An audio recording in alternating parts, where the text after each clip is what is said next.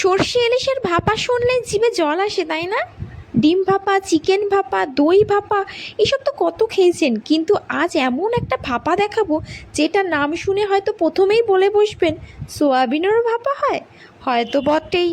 আর এমন ভাপা হয় যে গরম ভাতের সঙ্গে একবার মেখে নিলে ভাতের থালা শেষ হবে কিন্তু মন ভরবে না। একেবারে নিরামিষের দিনের জন্য দারুণ একটা পদ। তাই ভিডিওটা ভালো লাগলে অবশ্যই লাইক, শেয়ার, কমেন্ট এবং সাবস্ক্রাইব করে পাশে থাকুন। চলুন দেখি কীভাবে এই অদ্ভুত সুন্দর সোয়াবিনের ভাপা তৈরি হয়। প্রথমেই সোয়াবিনগুলোকে ফুটন্ত জলে ভালো করে সিদ্ধ করে নেব। সিদ্ধ হয়ে গেলে ঠান্ডা করে ভালো করে জলটাকে ঝরিয়ে নেব। এবার কড়াইতে সামান্য সর্ষের তেল দিয়ে সোয়াবিনগুলোকে একটু নাড়াচাড়া করে ভেজে নেব। বেশি ভাজতে হবে না, শুধু হালকা একটা ভাজা গন্ধ এলেই তুলে রাখবো। এবার শুরু আসল মজাটা।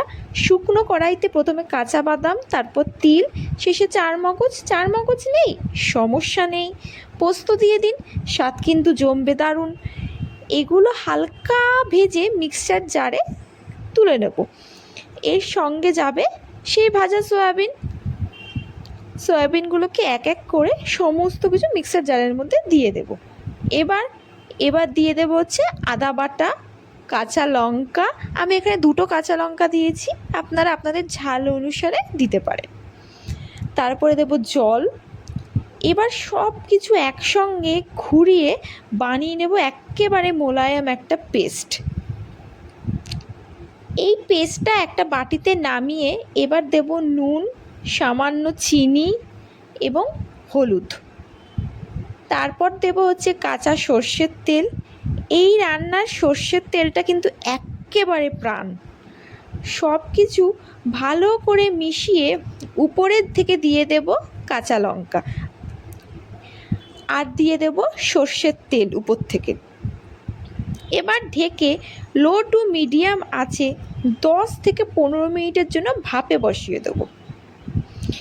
এই সময়টুকু শুধুই অপেক্ষা, কারণ ঢাকনা খুললেই যে সুন্দর গন্ধটা বেরোবে সেটা কিন্তু পাশের ঘর পর্যন্ত পৌঁছে যাবে।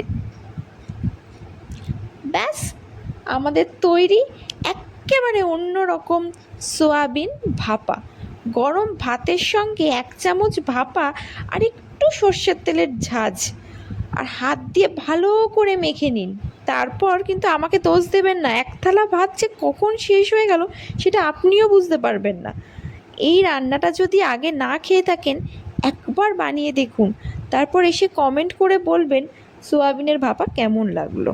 আর আমার চ্যানেলটা যদি আপনার ভালো লেগে থাকে তাহলে অবশ্যই লাইক, শেয়ার, কমেন্ট এবং সাবস্ক্রাইব করতে একদম ভুলবেন না।